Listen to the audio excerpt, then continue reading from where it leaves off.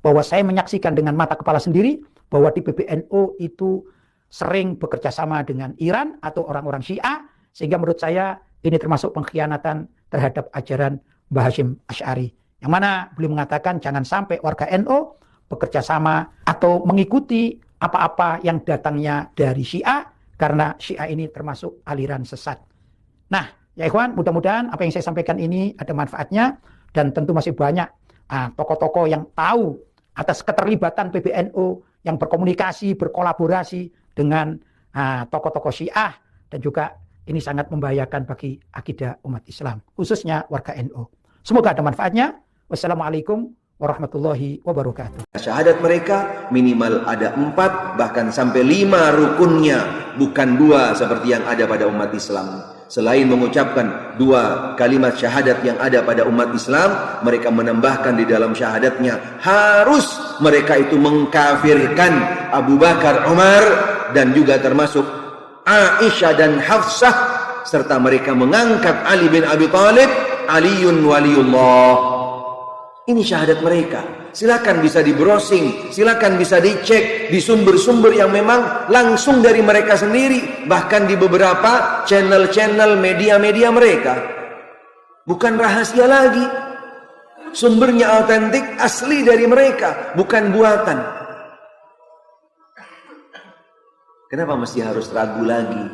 Kenapa kita masih harus pakai aling-aling atau tidak belak-belakan mengatakan bahwasanya mereka adalah bukan pemahaman, bukan madhab, tapi mereka adalah akidah yang berdiri sendiri, agama yang berdiri sendiri, berbeda dengan akidah dan juga agama Islam.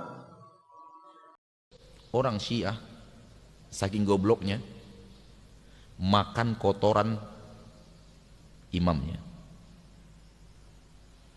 saking gobloknya. Orang Syiah saking gobloknya istrinya disuruh tidur sama imamnya. Saking gobloknya itu manusia seperti itu. Dan istrinya saja, anak-anak gadisnya diserahkan, anaknya masih umur 4 tahun diserahkan.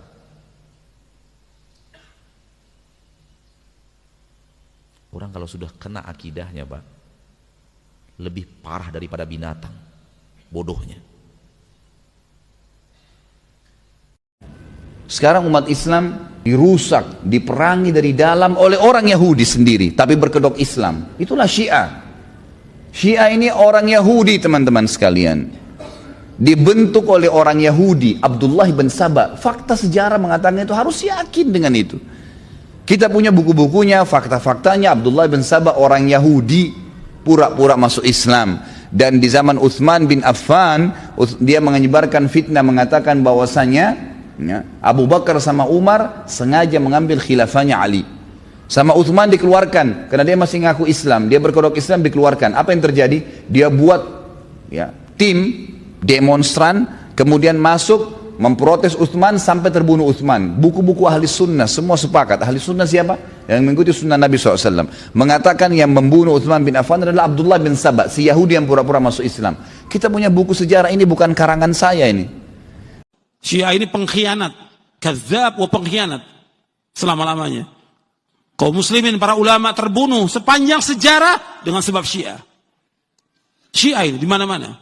Sampai dia bisa bekerja sama dengan siapa? Dengan Yahudi dia bisa kerja sama, dengan orang-orang kafir, dengan hulagokan.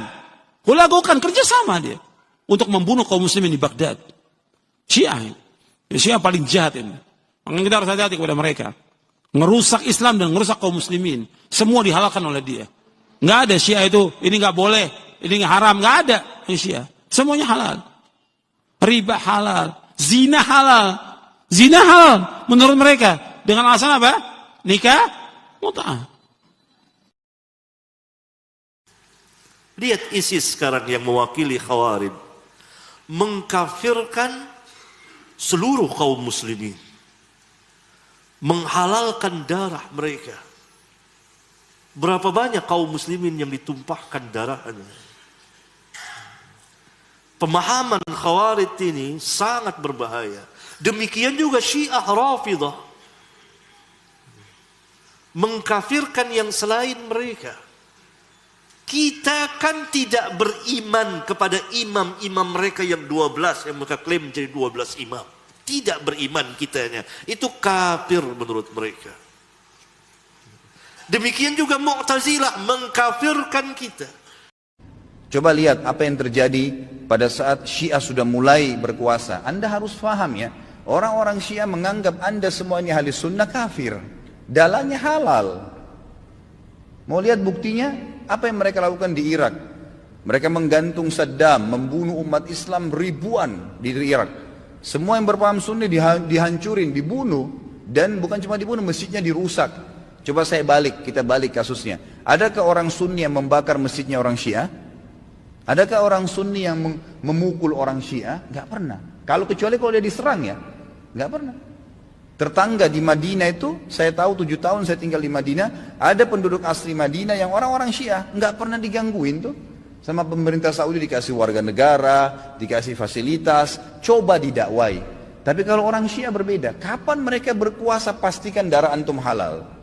Emang sudah begitu. Di Irak itu bukti. Di Syria itu 225.000 orang Sunni dibunuh karena mereka anggap itu ibadah. Ini bukan main-main ini, gitu kan? Bukan main-main. Dan mereka pada saat melihat di dua negara ini berhasil di Irak. Irak sekarang itu cuma kedoknya namanya Irak, tapi dia sudah bagian dari Iran. Ini sudah bagian dari Iran. Kemudian mereka berhasil lagi di Syria. Sampai sekarang Bashar belum berhasil dikalahkan oleh pasukan mujahidin di sana. Mereka masuk lagi ke Yaman. Yaman itu sudah mendekati, sudah masuk ke Jazirah Arab. Pada saat mereka masuk ke Yaman, mereka melakukan hal yang sama. Mereka sebarkan isu, subhanallah, di Indonesia hari-hari sekarang ini mereka lakukan hal yang sama. Apa yang mereka lakukan? Lemparin isu ke pemerintah Yaman waktu itu, kalau orang-orang yang berfaham sunni ini teroris, fahamnya radikal, keras, dan seterusnya. Seperti itu. Lalu pemerintahnya buat apa? Bersama-sama dengan kelompok Syiah ini untuk menyerang ahli sunnah. Itu yang terjadi. Pemerintahnya nggak sadar, gitu kan? Pemerintahnya nggak sadar. Setelah orang-orang Sunni, dai-dainya banyak yang ditangkapi, gitu kan? Apa yang terjadi? Pasukannya orang-orang Syiah menguasai pemerintahan dan akhirnya menguasai pemerintahan itu. Itu yang terjadi. Baru berapa hari berkuasa sudah dipasang pelang-pelangnya Khomeini, sudah pakai simbol-simbol Syiah semuanya. Halal darahnya ahli sunnah. Ini pemahaman Islam dari mana ini? Pemahaman dari Islam dari mana membunuh seorang muslim? Nggak mungkin, gitu kan? Sekali lagi ya, orang-orang Sunni tidak membunuh orang-orang Syiah kecuali memang mereka melakukan kerusakan. Mereka pernah melakukan beberapa tahun yang lalu, kurang lebih 30 atau 40 tahun yang lalu, orang-orang Syiah pernah masuk dari wilayah Persia di Iran dan mereka membantai jemaah haji. Sampai dikatakan pada saat itu darah ya di daerah Ka'bah itu sampai ke betis. Mereka anggap halal ahli sunnah itu. Jadi ini berbahaya, pemahaman dari mana ini? Islam dari mana ini? Gitu kan? Nggak ada Islam. Mungkin ini bukan masalah fikih. Banyak orang jahil nggak paham.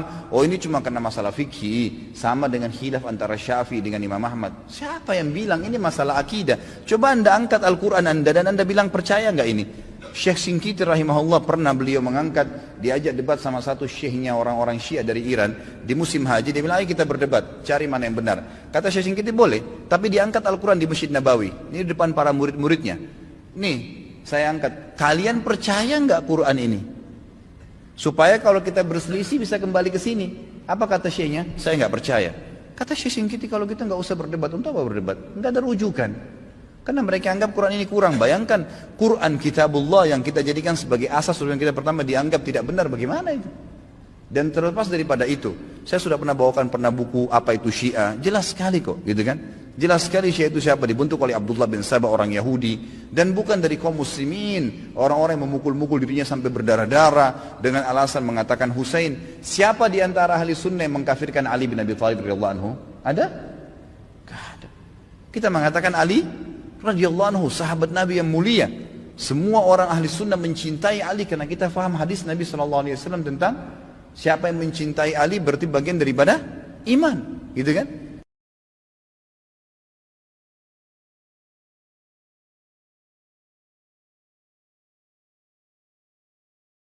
ندخل الحين وسط السحاب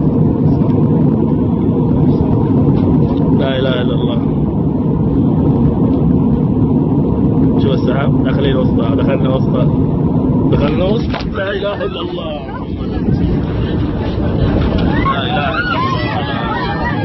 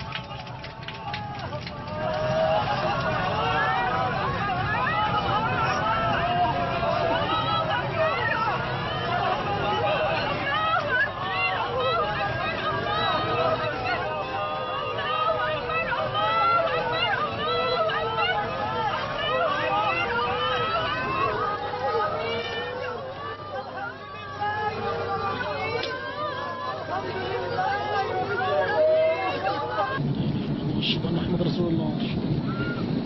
أشهد أن محمد رسول الله. أشهد أن لا إله إلا الله. أشهد أن لا إله إلا الله. الحمد لله رب العالمين.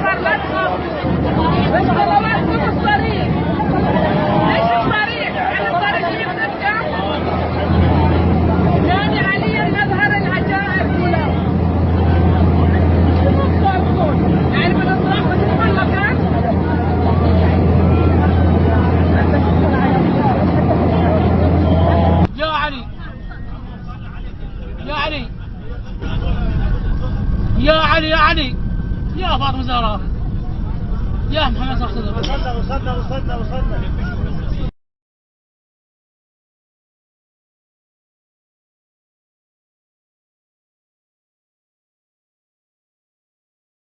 سيقول لي ليش وقت تقولون يا علي؟ قلت له شوف، المرأة يوم اللي تجيبنا أمهاتنا تقول يا علي، أول كلمة نسمعها يا علي. قلت له المرأة لما تريد تجيب أولادها تقول يا علي. يوم اللي نريد نمشي تعلمنا تقول يا علي واصعد من الدرج. يوم اللي نوقع نقول يا علي. يوم اللي نموت نقول يا علي. وبالقبر نقول يا علي. ونطلع من قبورنا ونقول يا علي. ووالله يوم اللي ندخل الجنة احنا ننادي يا علي. ان شاء الله رب العالمين ما يسلب من عندنا هالكلمة في الأوقات الحرجة. نادي عليا مظهر العجائب تجده عونا لك في النوائب. Ali ibn Abi Talib is this great man whose name we will call for our entire lives. When you want to get up, you say Ya Ali. When you want to sit down, you say Ya Ali. When you want to climb a bunch of stairs, you say Ya Ali. When you want to help your kids ride a bicycle, you teach them to say Ya Ali. When your mother's giving birth to you at the hospital, she calls out Ya Ali. فحين تخرج هذه الكلمة، هذا النداء بصدق من القلوب يا علي،